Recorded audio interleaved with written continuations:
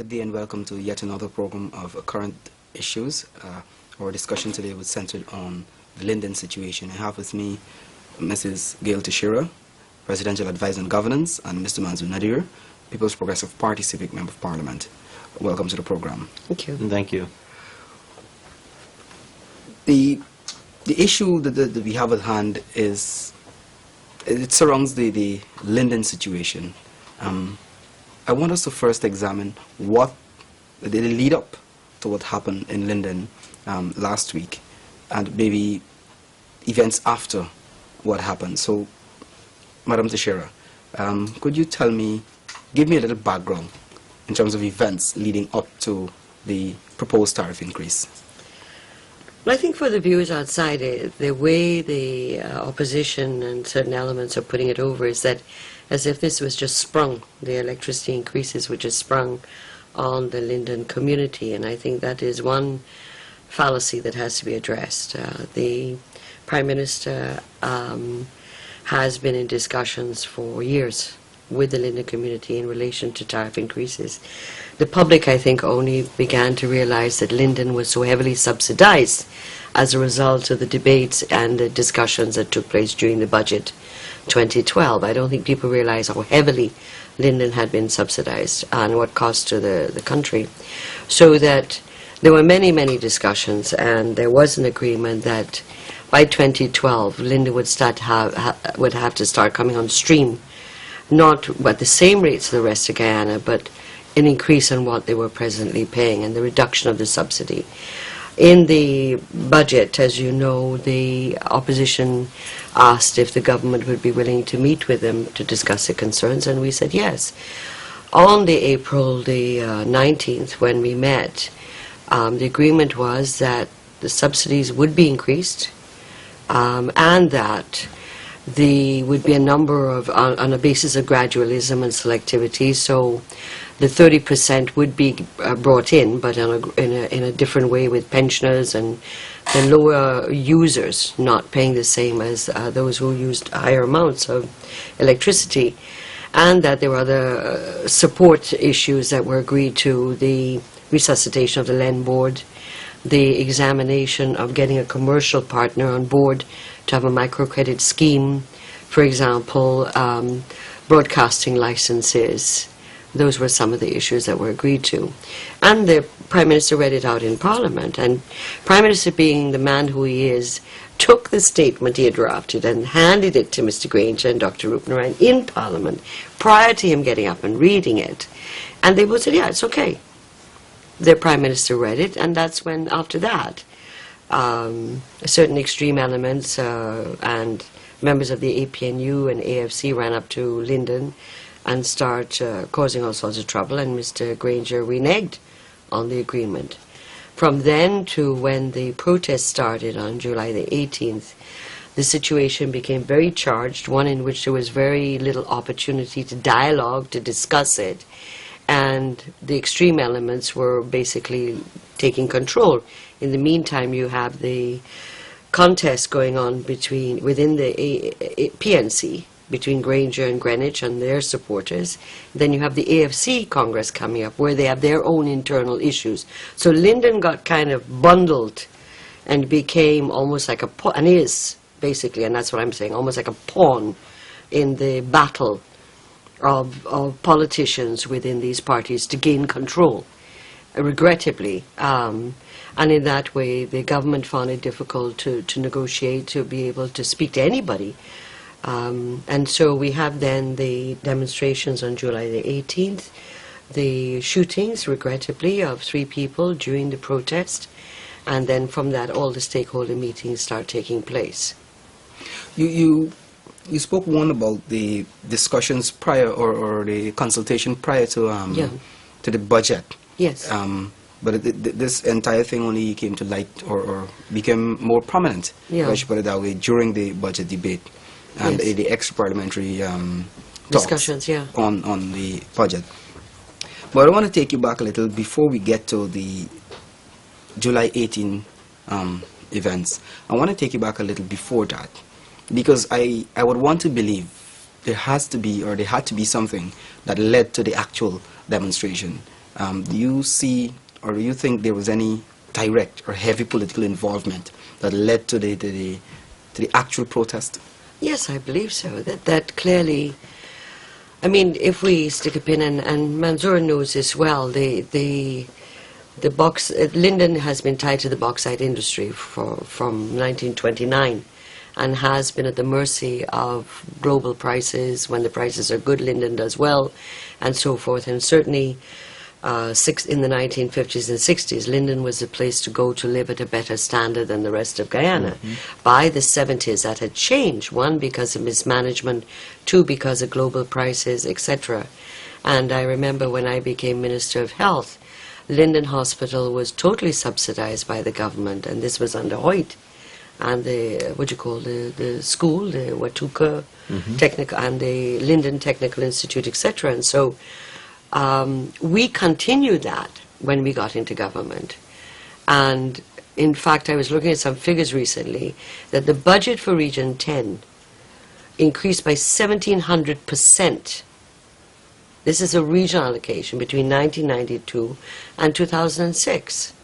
So this view that is going out there that Linden is marginalized and alienated, and the inferences, overt and quietly, about some discrimination against Linden because of their ethnicity or because they are voted for another party, is also another fallacy, because we can show statistically and evidentially the data on the regional allocation, the poverty figures, the economic figures, to show that Linden, between 92 and now, has made vast changes. But this is a political battle for turf, and I believe that they are using Linden as using the issues in Linden to create a political crisis, in a sense. Yeah, Mr. Eddie, I think Gail has her finger on the pulse of what's happening politically. And the whole issue got politicized, not in the sense of national politics, but in the sense of party politics. Because everyone knows there's a big gap in terms of the leadership of the People's National Congress. A huge gap. And while they would have had some amount of respite prior to the last elections, you still have this new core that is evolving of young Turks who feel that they are ready to go on in a more aggressive manner to capture control of the party. Outside of that, they're looking at the larger political foods out there, government. And they're of the mold that, and there used to be a politician in Guyana I knew very well, that we now have to challenge, we now have to protest, we now have to agitate, and in the strongest manner. It's almost similar to the 2000 election period, 2001, when we had the more fire, slow fire, rule over ruin. And those are still some of the song bites that are coming out from this protest. And you heard it last night in front of Parliament. You heard it last night. So my take on it was, after the Prime Minister read out this, the discussions and the agreement on April the 18th in Parliament, you had a few of these young Turks revving up in Linden. We're not going to accept that. They're revving up against David Granger. And so the PNC and APNU had issues to deal with to quell that. Congress is coming up. And while we may feel it's only the leadership of the People's National Congress, it's the whole executive and the new cadre of leaders who might emerge. And some people need to show their strength in bullyism and feeling that will get them anywhere. It's never going to get any country anywhere, any community anywhere. What is happening in Linden, and we are all saddened by the shootings, and we all talk about restraint. I think Gail PM was Prime Minister in '97 when we had a lot of marches, and it was a lot. I remember, I think it was President Janet Jagan calling me one evening and talking about what will happen the next day. And I felt strongly that the protest should continue. Mr. Hoyt would lead his 50,000 people through the street and try to ensure that there is no kind of weaponry around with the police that will even inflame a bad situation.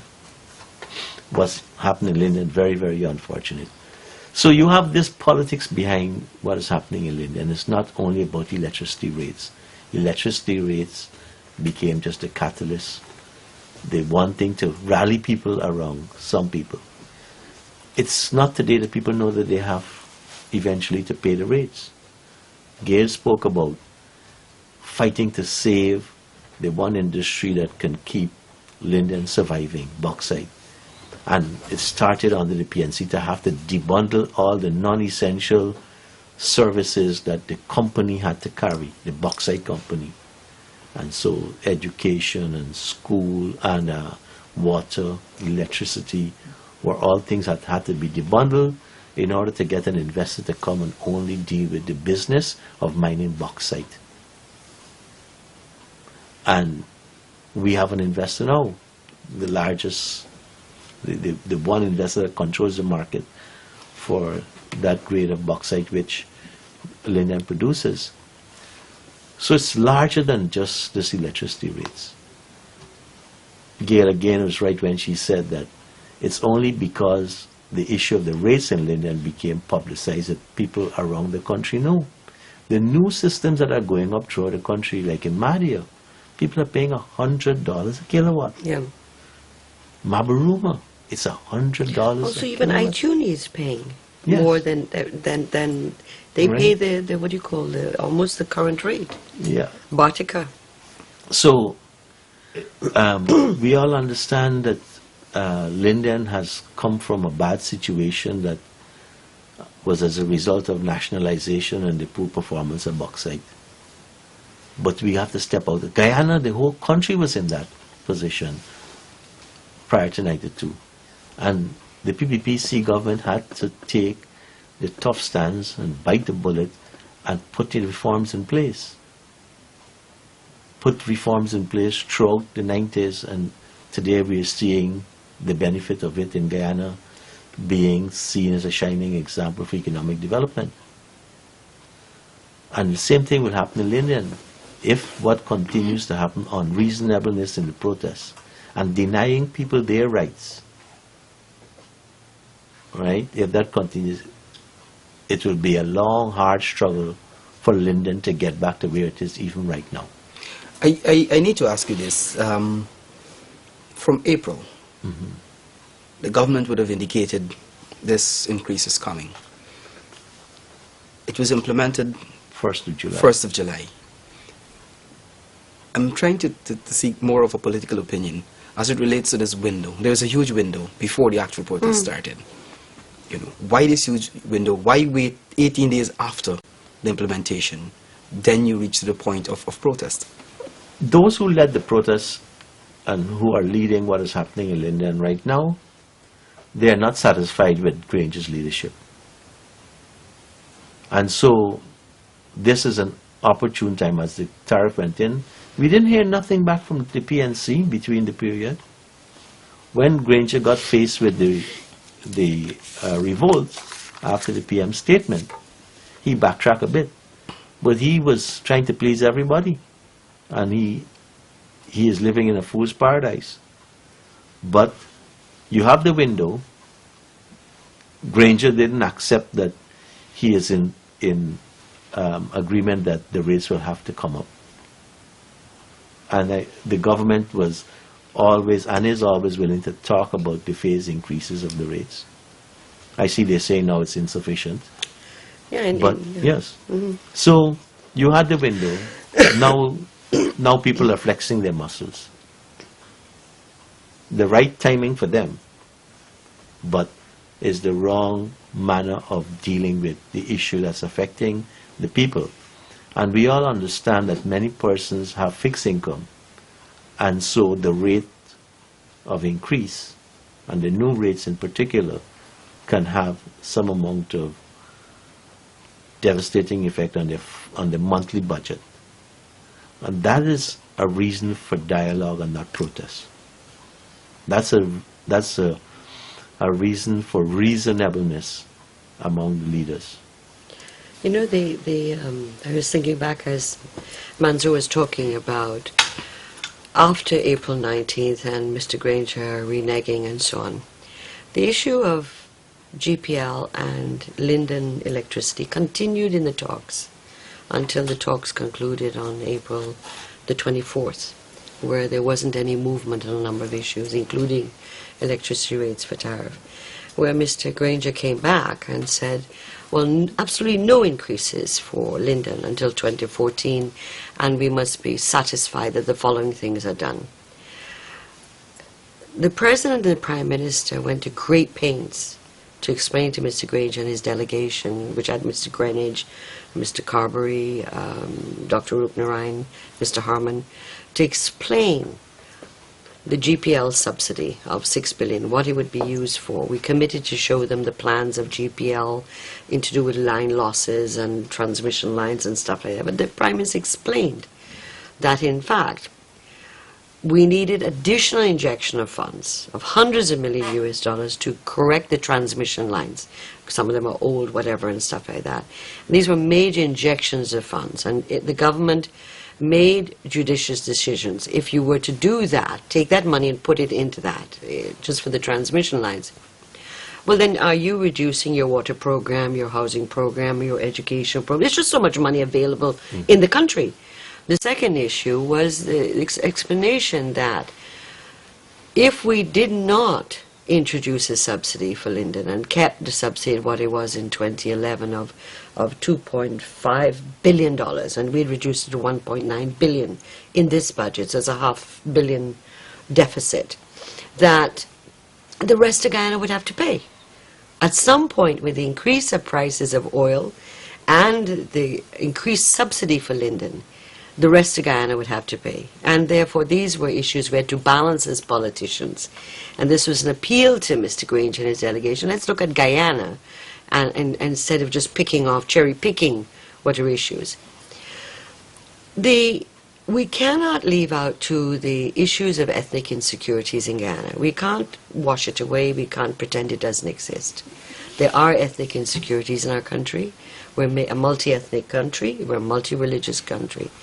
And that the BBs, or what do you call it, BBs, right? The social networking in Linden leading up to July 18th and post-July 18th, have been very clear on misinforming the Lindeners and the rest of Guyana and the diaspora, because all of this is a small world now. I put something on the internet and 1.5 million people see it in 1 minute.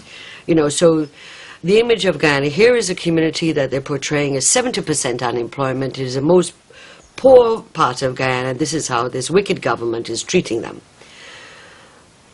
This is not true. The poverty figures, and I pointed out to Mr. Solomon in one of the meetings, that you are misinforming the world and the rest of Guyana, and of course the Lindens. The poverty figures of Linden prior to the investments of Bosai and Rusal, when bauxite wasn't working at all, was about 60%. They're saying it's 70%. The figures now have come down radically to probably what is about 25%. It is slightly higher than the national average, but it is not different than other communities in Guyana in the sense that I could pick a community and I could go to the interior of Guyana, where that is a much higher percentage of poverty than any other part of Guyana. Linden today versus 1992, I used to go up into Linden from 1978. I used to go up and sell mirror there and be cussed, and people stamp on the mirror and tell me what I am and what I'm doing in Linden. And we have persevered politically as a party, as a government. And we won the goodwill of the Lindeners to see development for themselves.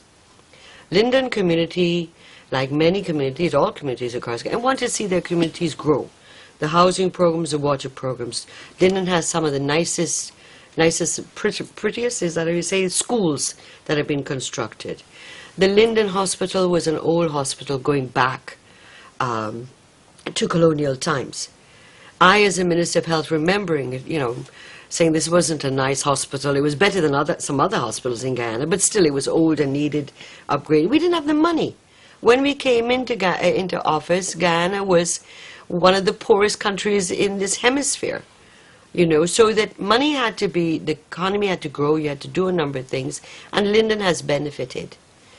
Linden today, how it looks, I mean, not with the roadblocks and the burning, but Linden, in terms of the economic activity, the appearance of the town, when you go to Aichuni, how Aichuni has changed when you go through, when Kokwani and all these areas, there has been change. Who says, if they said to us that the government hadn't done enough, that may be a fair criticism. But when they say to us we haven't done anything, and Linden has been, how do they say, discriminated against and being penalized because it votes for another party and because of ethnicity, that is inciting language and dangerous language in a country that's multi-ethnic. And also it is highly reckless and irresponsible. Linden knows that the road from Lethem from Brazil to Georgetown, they are the access. Their role and the future for Linden, once that is done, is unimaginable. What could take place in Linden, the investments that are going on in different parts of Linden, the microcredit programs that were started under the LEAP program, where a number of people set up little businesses, the beginning of the agricultural program. Still a lot more work to do there. But Linden has fallen prey to irresponsible and reckless political leadership.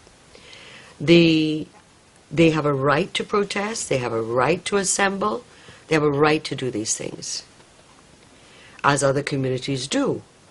But there also has to be some level of reason, and therefore the first announcement by the President on July the 18th of the government to do with the shootings and saying we want a full investigation, but it also pointed the fingers at APNO and AFC and saying they're partly responsible for what led up to and created this situation.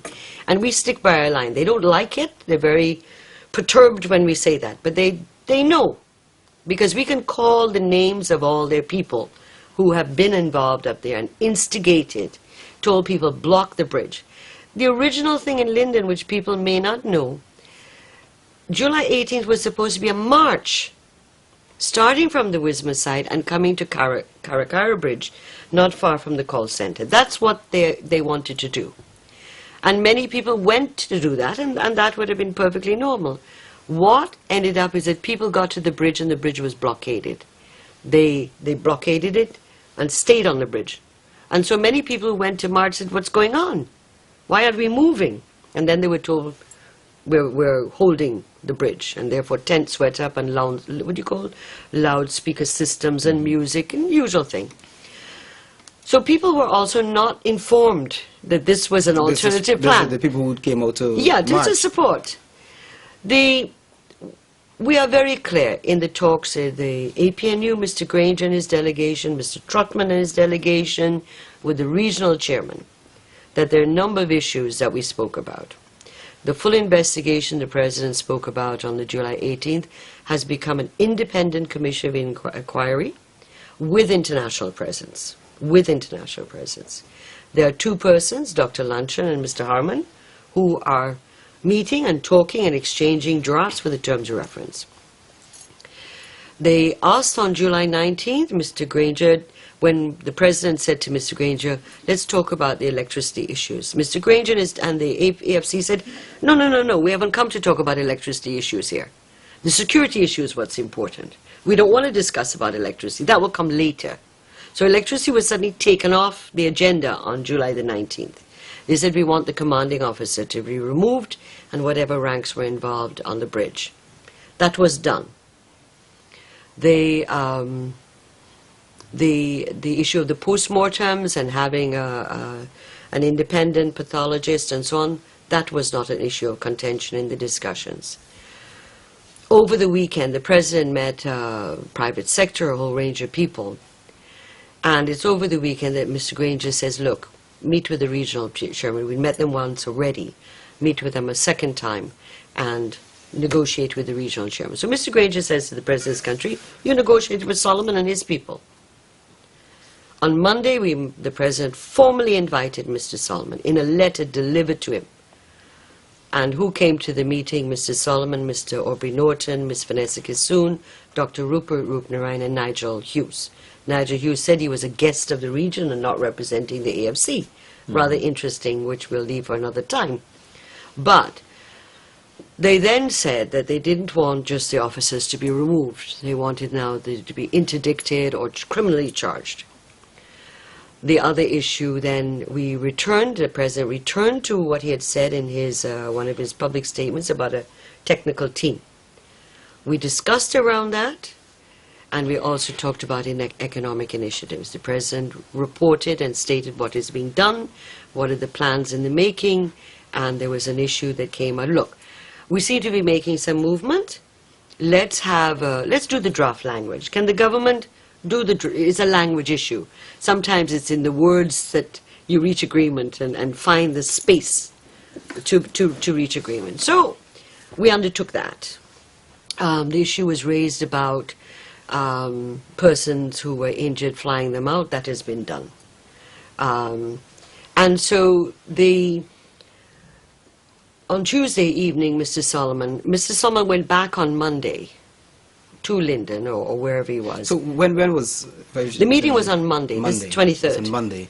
But the information as it relates to put a hold on the tariff increase. Their understanding was the government was prepared to put a hold on the tariff increase for July 1st in the interim, pending the technical committee, looking at all the practical implications and alternatives in relation to electricity tariffs in Linden.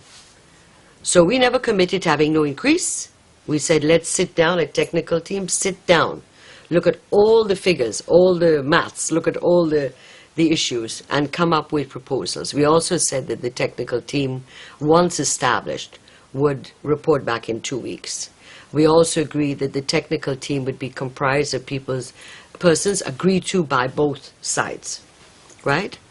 And Mr. Norton said he wanted to talk to technical people he knew who could guide him on what are some of the technical terms of reference, because it is a very technical team. This is not a political team. On the economic issue, they talked about having some economic team. And the government, in its proposal on Tuesday night, said that the Regional Democratic Council is an elected body that looks at the developmental plan for Linden. Therefore, we said we want the Regional Democratic Council, as the elected body, to say what are the Lindeners' priorities for their economic development. We also committed to work with the West Watuka farmers who have problems with sometimes flooding and sometimes not enough water when they need it, and we added on all the farmers to work with the Ministry of Agriculture on the agricultural diversification of Linden. So that those areas were what were spoken in various forms in the July 23rd meeting, shared with Mr. Solomon on the night of July 24th, and sent to Mr. Granger. Every Tom, Dick and Harry that has been in some part of talks received this draft. In the interim, they go back to Linden and tell the people on Monday night and Tuesday night, keep up the struggle. We're going for another 50 days, another 90 days. Continue to block the roads. They do not tell the Lindeners that, hey, you know what, we had a discussion and there's a little movement. There's some possibilities. What they say to the people that, yeah, there's some negotiations, but there's no success, and keep up the struggle, go for another 90 days or 50 days or whatever it is. I call Mrs. Solomon and say to him, have you got it? What's your view? He says he hasn't had a chance to look. This is Tuesday night. I saw him yesterday at Parliament.